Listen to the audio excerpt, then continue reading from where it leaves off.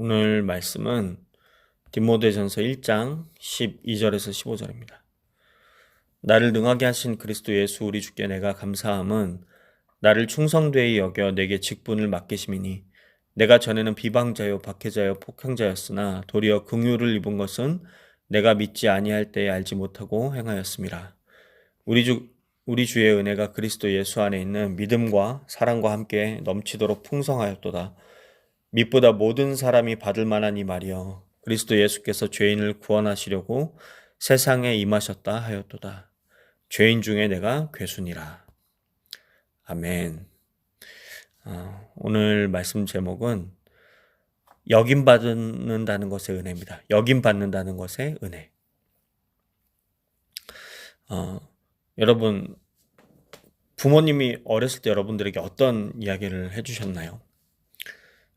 너는 참 귀한 아이야.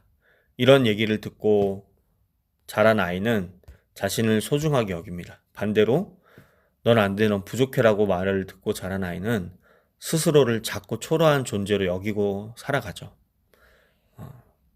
직장에서도 마찬가지입니다. 상사가 당신을 믿습니다 라고 여겨주면 사람은 기대 이상의 능력을 발휘하고 당신 못할 것 같은데 라고 여기면 점점 자신감을 잃고 열정을 잃어버립니다. 그러니까 사람은 자신이 여김받은 대로 살아가는 존재예요. 근데 여러분 한번 이 여김이라는 거를 여겨줄게 라는 걸 한번 생각을 해보십시오. 여긴다는 것은 원래 그렇다는 거예요? 아니에요. 너 그런 존재가 아닌데 내가 그렇게 여겨줄게. 너 죄인인데 내가 의인으로 여겨줄게. 너 부족한데 내가 너를 믿어줄게. 그러니까 이 여겨준다는 것은 어쩌면 원래 가지고 있던 그 모습이 아니라 그 상대방이 그렇게 생각해주고 그렇게 믿어주고 그렇게 그 사람을 바라본다는 거죠. 어떤 의미에서는. 그러니까 그런 여겨준다는 거예요.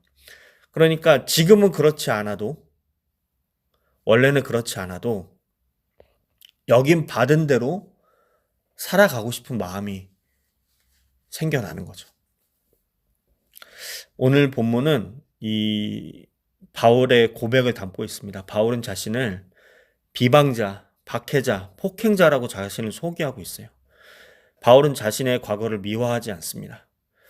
누구보다도 자신의 죄를 잘 아는 사람이었어요. 그런데 바울이 첫 마디부터 이렇게 고백합니다.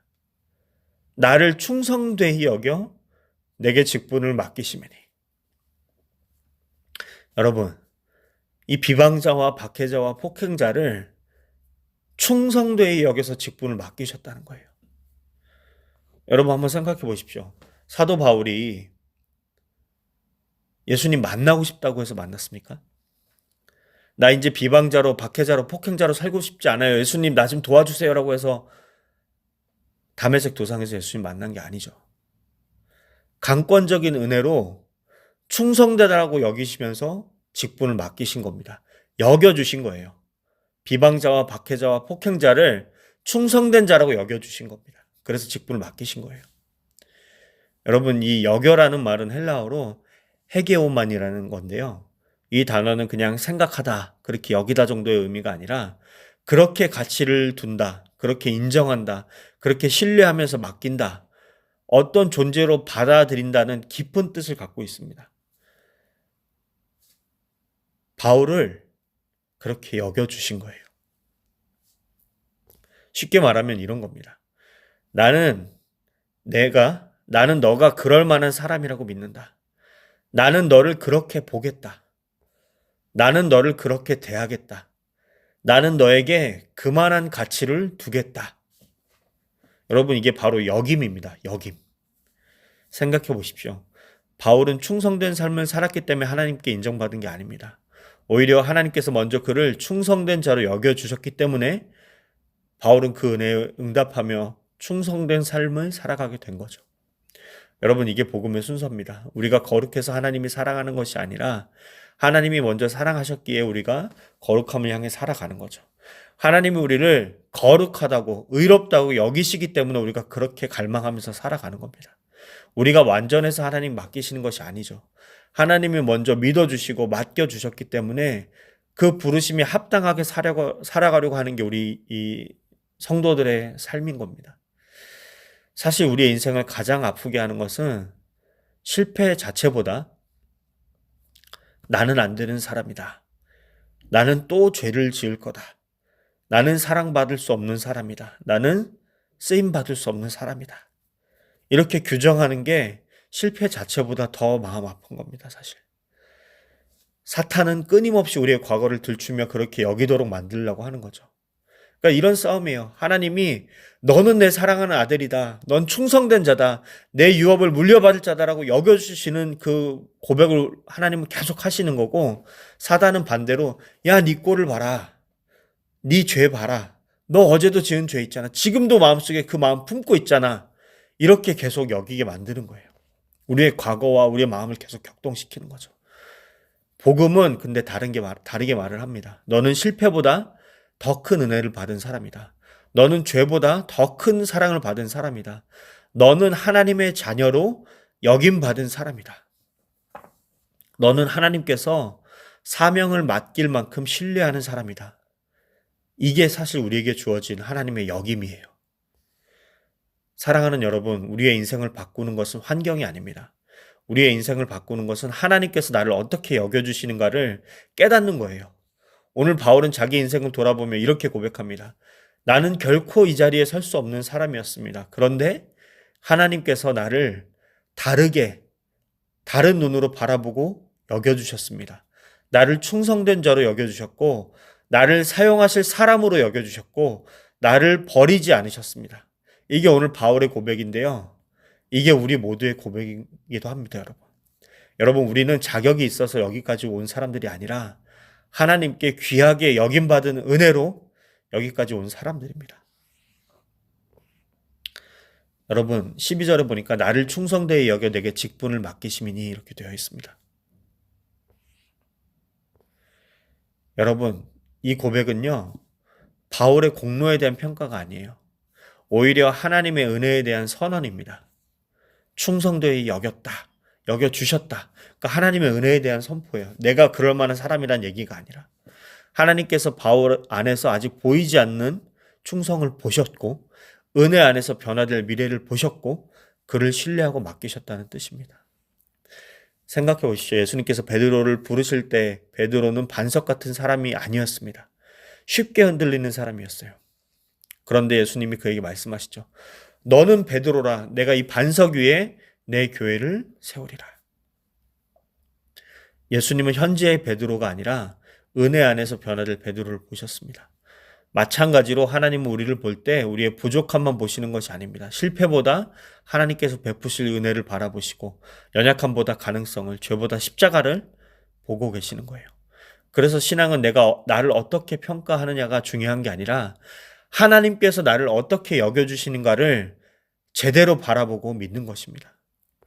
어쩌면 오늘 우리 가운데 이렇게 생각하는 분이 있을지도 모르겠습니다. 나는 부족하다, 실패가 많다. 그래서 쓰임받는 사람이 아니다. 근데 하나님 그런 여러분의 마음에 이렇게 말씀하시는 거예요. 내가 너를 잘한다. 그럼에도 내가 너를 택하였다. 이것이 여김받은 은혜입니다, 여러분. 여러분, 우리가 이 은혜를 다시 생각해 봐야 돼요. 13절에 도리어 긍휼을 입은 것은 이라는 말입니다. 그러니까 이 도리어라는 말이 복음이에요. 바울은 심판받아야 할 사람이었습니다. 교회를 핍박했고 성도들을 잡아 가두었고 스데반이 돌을 맞아 죽을 때 그 자리에 있었습니다. 그는 하나님 나라 관점으로 보면 적이었어요. 그런데 하나님은 그를 멸망시키지 않으셨습니다. 도리어 긍휼을 베푸셨어요. 이 긍휼은 단순한 동정이 아니었습니다. 불쌍히 여겨 다시 기회를 주시는 하나님의 마음인 거죠. 저 사람 원래 그래. 저 사람 변하지 않아. 사람들은 과거의 기준으로 다른 사람들을 판단합니다. 그런데 하나님은 과거로 사람을 규정하지 않으세요. 하나님의 은혜는 우리의 실패보다 크고요. 하나님의 긍휼은 우리의 죄보다 깊습니다. 그래서 바울은 과거를 숨기지 않고 오히려 자신의 과거를 간증으로 사용했습니다. 왜냐하면 자신의 죄가 클수록 하나님의 은혜가 얼마나 큰지 더 선명하게 드러나기 때문입니다. 여러분, 과거의 실수, 상처, 죄책감에 여러분 묶여있지 마시고 그것이 여러분을 붙잡지 못하도록 여러분 그 예수님의 도리어 여겨주시는 은혜를 다시 기억하셨으면 좋겠습니다.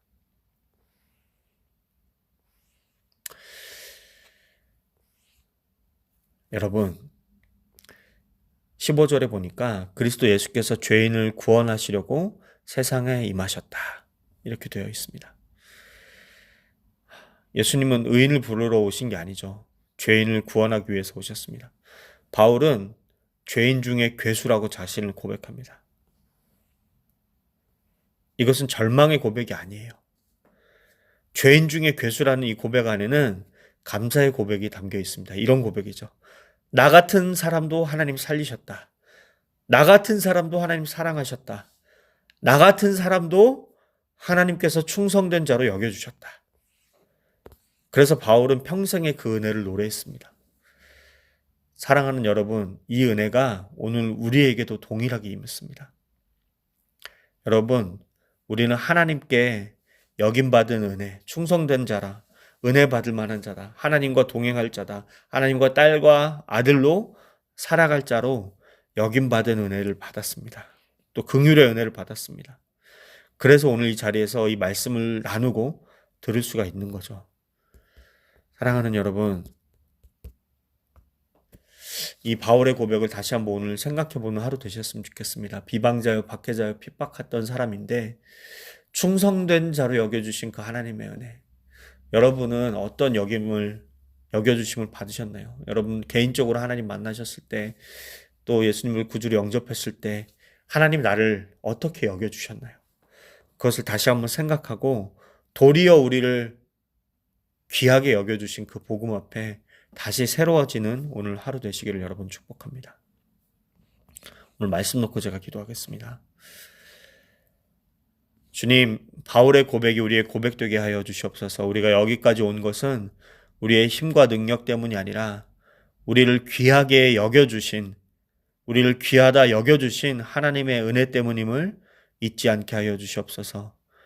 주님, 우리는 여전히 부족합니다. 때로는 넘어지고 낙심하고 자신의 연약함 때문에 스스로를 정죄합니다. 그러나 우리 자신을 바라보지 않게 하시고 우리를 향한 하나님의 시선을 바라보게 하여 주시옵소서. 사람들은 우리를 실패자라고 말할지라도 하나님은 우리를 사랑받는 자녀라고 여겨주심을 믿습니다.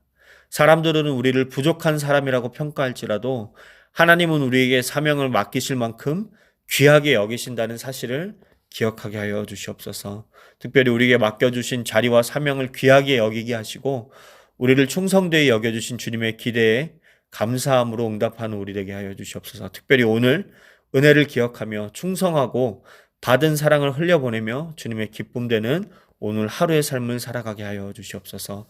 우리의 인생의 마지막 날에 잘하였다 착하고 충성된 종아 라고 말씀하시는 주님의 음성을 우리가 다 듣기를 원합니다.